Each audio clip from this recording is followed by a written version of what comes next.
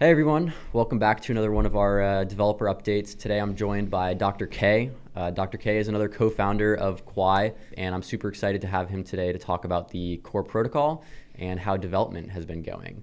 So I think a great place to start from a high level, what have your past few weeks looked like? I mean, core is really kind of my focus. Mm-hmm. The piece we've been working on, peering in the downloader. So prior to that, we were working on sort of the core consensus piece, just to get merge minds, blockchains, proper headers proposed, make sure that you're appending graphs where you maintain all optionality, but you ensure that you're not getting cyclic references. Mm-hmm. And then the other piece that's being worked on in parallel is ETXs or external transactions, trying to get a Devnet up. So that's basically going from local testing to testing against multiple computers, both locally and like in Google Cloud, to see that we can all synchronize the network. Nice. To go in a little bit deeper, I know you mentioned peering, so I'd love to ask, like, what is peering from a high level and what in Quai makes peering unique? Right. So peering from a high level is how do you find other nodes in the network to share and propagate transactions and blocks with. The reason it's unique in Quai is because instead of having a single peer set like you would in a single blockchain like Ethereum or Bitcoin, we ultimately have many sets and subsets of peers. And if you don't do that, you wouldn't get efficient data propagation and you wouldn't get increases in performance of the network at all, actually. If every computer ran every blockchain and shared the same peer set, you would basically have Cantina Yeah. in some ways. So what we do is you have peers which are selected from the set where that context is relevant. So in Prime, I can select a peer out of the global set of nodes that exists that are running Prime nodes. And that's going to be your biggest set. So that set's kind of like the global sort of overlay, if you will. Because everybody that runs any sort of meaningful node must run a slice. And so everybody that's running a slice will run Prime. And there's only one Prime to choose from, which means everybody's running that node. Right. So that's sort of like the global set. And then you go down one layer, you go to regions. Well, there's 3 regions. So everybody has to pick a slice again, but they have to pick one of 3 regions. That means that a third of nodes are in a given region. Right. So now you're picking your peers out of that subset of a third, and then you go down to zone, you're picking your peers out of a subset of a ninth of the total network. And what that does is that creates smaller networks that are more performant for data propagation in that context. So if we think about like a regular n by n graph of nodes, and I say how much time does it take to get across the network with a piece of data? The time it takes is based off the ping time and the number of hops. And the number of hops is proportional to n log n. Mm-hmm. So if I have n sets, so say Bitcoin, I have 10,000 sets, right? And I do n log n, the base of the log is the number of peers, I believe. I know for Bitcoin, it turns out that roughly turns into 7 hops to get across the network. So if I take 7 hops by the average ping latency, that's my absolute de minimis time to get data across the network. If I divide n by 9, right, the rule still exists, but now it exists within a subset. Right. So I've improved 2 things. I've improved the value of n, and because peers self-select their subsets, when they're mining, they're incentivized to select the subset in which they have minimized the ping latency. So not only do you get improvement in n, but you also get an improvement in your ping times. So for example, in zone, if I divide by 9, that 7 turns into about 3. Mm-hmm. And the ping latency goes from, say, 100 milliseconds down to 10 milliseconds.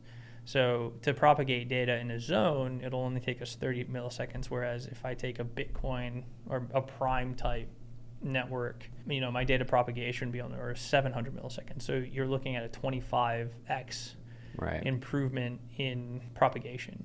Yeah. So that's the difference in peering. Mm-hmm. And you certainly get performance improvements from doing the subsets and the subnetworks, and then coupling that with mining. So the reason it's coupled to mining is because my latency with the rest of the network dictates my uncle rate. So if I, as a miner, have to pick a slice, I'm going to want to pick the slice that minimizes my uncle rate, because my uncle rate will proportionally and directly impact my revenue. Right. So if I pick a bad set and I have a 10% uncle rate versus a good set that has a 5% uncle rate, I've improved my profits by 5%. Right. So when you have that kind of topological organization of nodes and miners, what direct benefit do you see from that? Well, it's ultimately manifests as throughput. So throughput of a blockchain is fundamentally limited by milliseconds. And you can think of it as like bandwidth. Fewer milliseconds I take in whatever assignment of those milliseconds exists in the process of going from consistency into consensus for that context, the higher my bandwidth is. So the milliseconds can get eaten up in network latencies. It can get eaten up in input-output operations on disk. And those are like the primary two contributors. You can also think about just CPU time to compute transitions, but the dominating factors are going to be your network and your IOPS. Right. Yeah. So I guess both of those would be heavily influenced if nodes and miners were able to organize geographically. Yeah, well, and they're like one-to-one tradable. So, so IOPS is dictated by both throughput and state size, and then network latency is dictated by how many peers I have, the number of hops it takes me to get across the network, and the latency of each hop. So that really gets minimized through the selecting process of subsets, and then the IOPS has to get addressed by effectively state rent to hold your state size down. That balances, though, directly with the latency piece. So let's say I have a fixed state size and I decrease my network latency, that gives me higher TPS. Yeah. 100%. Or if, let's say, I hold my TPS constant, it allows me to have greater state size. So like all of these things are one-to-one tradable, and like that's kind of why we think about it as milliseconds, because milliseconds is the common value, and then there's some bandwidth metric that's related to the inverse of that would be measured in inverse seconds. So maybe it's just inverse seconds as a unit, or maybe it's bytes per second, which actually gets you what you would think of as bandwidth. A TPS per second value is the appropriate way to measure bandwidth, but regardless of what the units are in the numerator, the value that we're trying to ultimately maximize is inverse seconds, which we get by minimizing milliseconds. So answer that for me. When you have your peer set, who is the leader and why? Yeah, that's very interesting. So in a single blockchain, you can establish that just by total difficulty value. So who has the greatest total difficulty? In our system, we have a total difficulty, but it's hierarchical. And the hierarchical must take precedence to the absolute value. So I must first pick the greatest total difficulty in prime, and then pick the greatest total difficulty in region, and then pick the greatest total difficulty in zone. One thing that happens that's non-obvious is that based off how difficulties are done, some percentage of the time that's non-negligible, maybe it's only 3% of the time, but some percentage of the time, based off randomization of the order in which you find zone blocks versus, say, a coincident region or a coincident prime block. When you find the region block, the region will actually have a lower TD than the zone. Right. In that case, the zone total difficulty actually has to go down because it must match. It can't be higher than the top. So every time there's a coincident block, you must set the lower value TD to the parent TD. But if you think about that issue, you can realize then we can't establish tips based off TD. Right. So then you introduce some concept of hierarchical TD. And hierarchical TD kind of gets you closer to sort of how you pick the tip. But when you really dig into the problem, what the issue is, there is no tip. There's many tips. Because if I'm trying to download or sync with a peer and I have like a contentious subordinate fork, that fork won't really get adjudicated for like a period of time. Now, we've done things to make the adjudication go a little bit faster, but in terms of your network propagation and what tips you maintain, you always need to sort of maintain all optionality of all tips. And the actual tip doesn't really become apparent until you get to the finalization horizon, as we call it. So when we're talking about peers in a single blockchain, the way they do it is they just say, hey, who's like the peer that has the highest TD? Mm-hmm. And then they basically just sync to that point.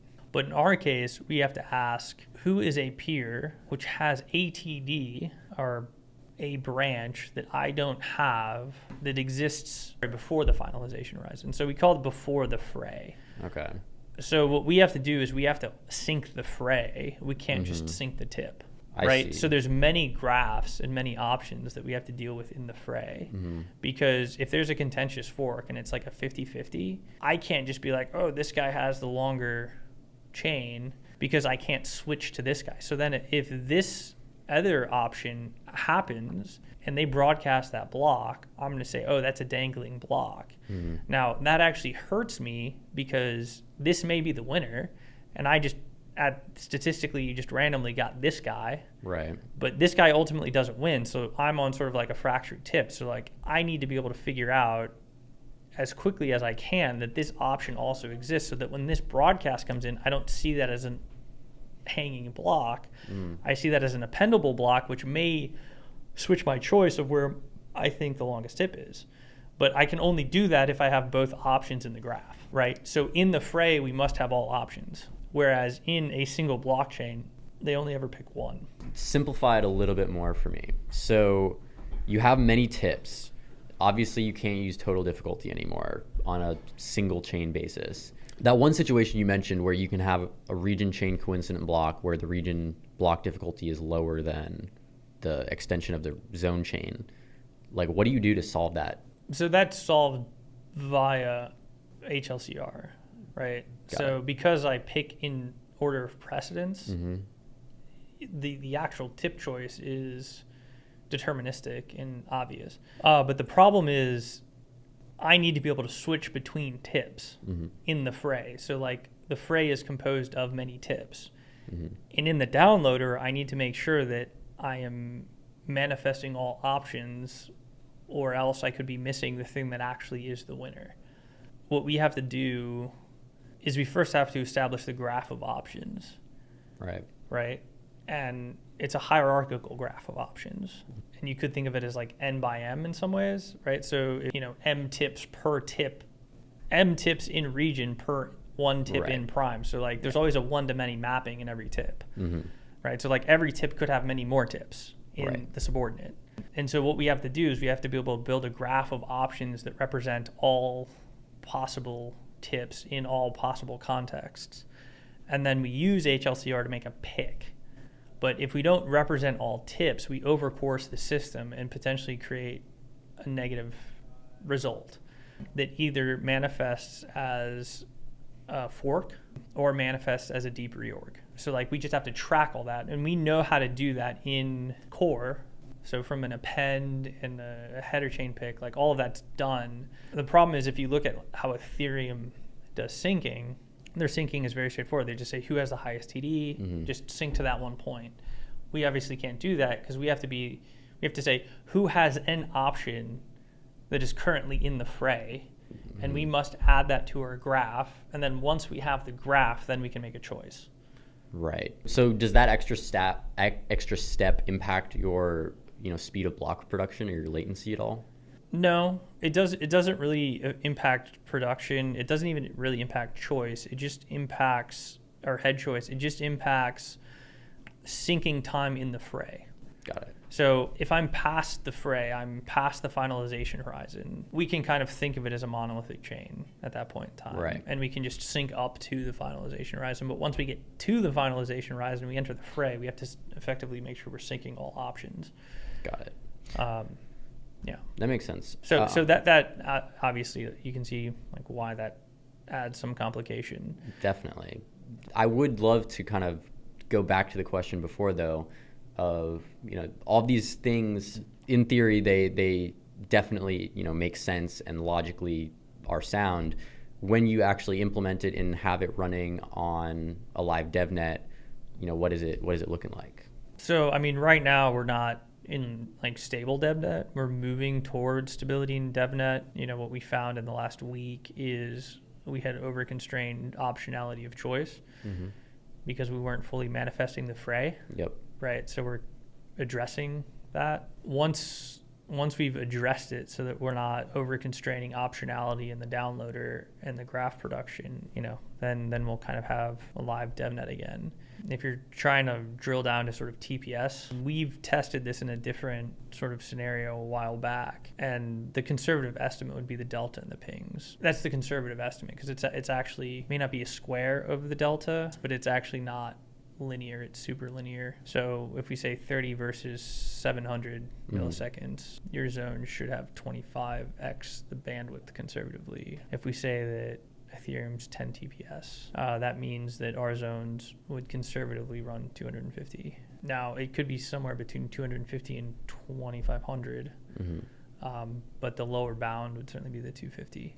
Nice. And you've been able to accomplish, kind of, I guess, you haven't actually seen that number of transaction load on the network. You're kind of inferring that off of the network pinging, correct?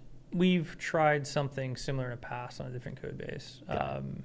And we know that pinging is that time of propagation across the network is like the limiting factor to TPS. So I can infer the result here that we haven't yet benchmarked it on this code base. The last thing I'd like to dive in is you mentioned that, the peering and the syncing kind of stuff is being worked on alongside the ETXs. How is cross-chain stuff, progress on that? And, are there any interesting, developments or things that have been changed recently that you could mention?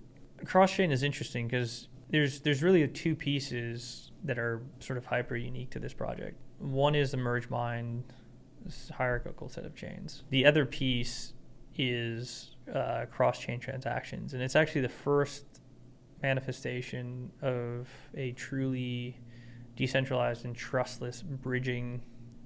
I don't like to call it bridging, but it's if you want to think of it that way, it's the first time anyone's created a trustless bridge between two proof-of-work blockchains, which is pretty cool.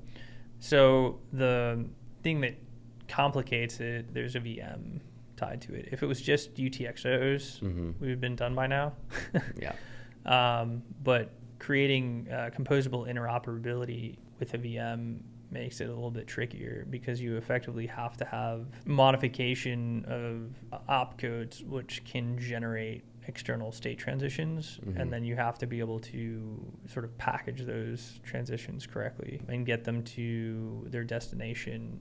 And when I say get them to their destination, right, like part of the trustless nature of this is they propagate instantaneously, but they only become canonical in the destination once a hash-linked reference is created via a coincident block at the destination. And that's why it's trustless, because the process of doing block production in the chain is the same process which creates the hash-linked reference. So there's no watchers, there's no oracles or assertion of validity in one context or another. And if there is a rollback, everything rolls back atomically and consistently. So if a transition happened in zone that's referenced by prime and prime gets rolled back, that zone will also get rolled back. So that sort of guarantees in this asynchronous system that transactions only happen once going forward and they get reverted once going backwards if they go backwards.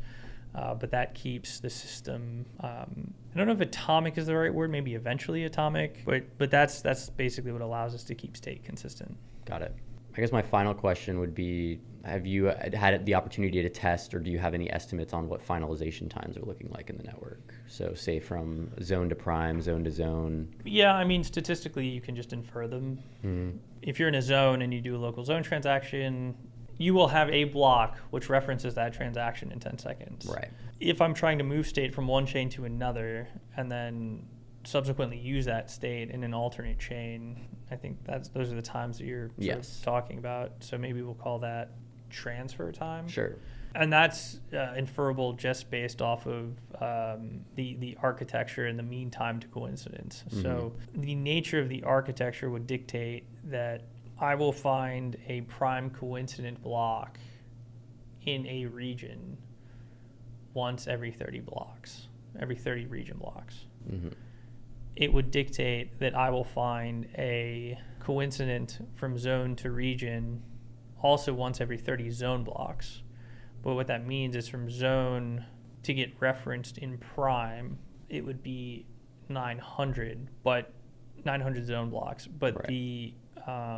The average time is half. That's like the statistical max. It's either somewhere between 450 and 900. But if we said 900, to go from zone to prime, you'd be looking at 9,000 seconds, which is like 2.5 hours. Nice. If we wanted to go zone to zone, you might double that. So maybe call that 5 hours. Now, one of the things that we're potentially looking at is decreasing the multiple in the hierarchy. We have to be a little bit careful to make sure that we don't create controller instability. Mm-hmm. Right now we sort of have like a 10 ratio. If we took that down to say 7, right, you'd be taking order of 10 out of your transfer. So we potentially can improve upon that.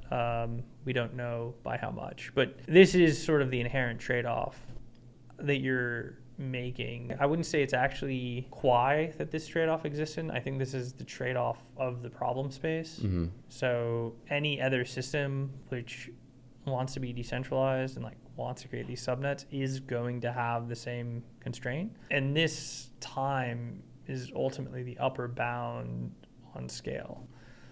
So let's say we double the number of zones. We would expect double the number of amount of time for zone-to-zone transfers. Right. If we start out at, say, 5 hours, and I double it again, now it's 10 hours. Mm-hmm. Right? So now I have 18 zones. I double it again, I now have 36 zones. It's 20 hours. Right. Double it again at 40 hours. Now I'm at like 2 days, and I have 70 zones. If we look at that relative to the context of what we have in the world, we have fractured localized money. Right.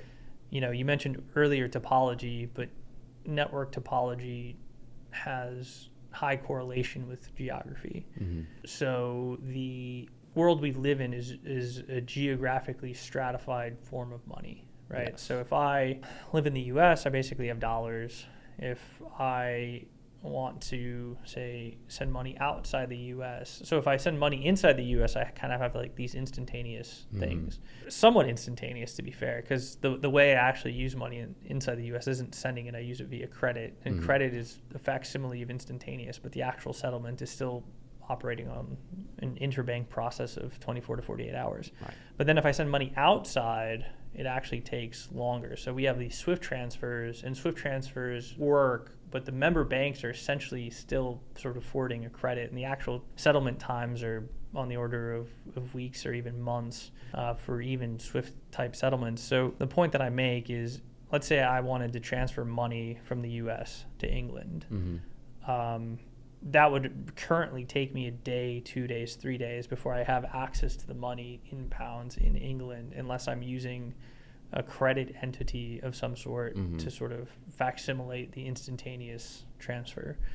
So we already live in a world wherein there's time to settlement and transfer across geography, and that would still exist here. So do you believe that Quai is an improvement on the existing settlement times of the world? Certainly, if you don't take account credit facsimiles, and if you wanted to, you could build the same sort of credit systems to facsimilate instantaneous transfer. Right. Because if people want faster transfers, I can sort of have liquidity in all places, and then if you want like an instantaneous transfer, I can see your originating transaction. I can have confidence that that is going to land and get processed, and in the meantime I'll be like, for this nice little 1% rip, you didn't have to wait. So there's no reason that you can't create the same sort of instantaneous hypothecations in Quai, and there would be market demand for that.